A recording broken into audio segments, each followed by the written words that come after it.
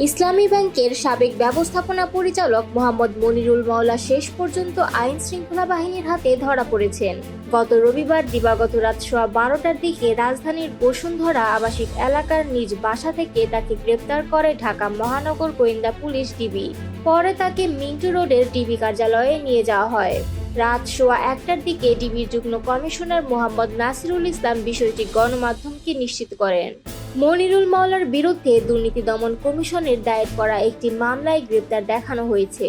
মামলার অভিযোগ, ইসলামী ব্যাংক থেকে ভুয়া প্রতিষ্ঠান মুরাদ এন্টারপ্রাইজের নামে 1092 কোটি 46 লাখ টাকা ঋণ নেওয়া হয়েছিল, যেটি পরবর্তীতে আত্মসাৎ করা হয়। এই ঘটনায় 2023 সালের 19 ডিসেম্বর দুদকের চট্টগ্রাম জেলা কার্যালয় 1 থেকে একটি মামলা দায়ের করা হয়। মামলার বাদী উপপরিচালক ইয়াসিন আরাফাত।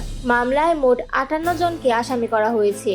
তাদের মধ্যে রয়েছেন ইসলামী ব্যাংকের সাবেক চেয়ারম্যান, আলোচিত ব্যবসায়ী এস আলমের ছেলে আহসানুল আলম এবং তৎকালীন এমডি ও সিইও মনিরুল মাওলা।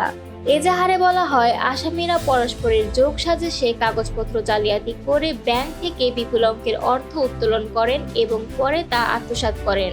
মামলা দায়েরের পর থেকে মনিরুল মাওলা ছিলেন পলাতক। অবশেষে ডিবির হাতে গ্রেপ্তারের মধ্য দিয়ে এই আলোচিত মামলায় তদন্তে গতি আসবে বলে ধারণা করছেন সংশ্লিষ্টরা।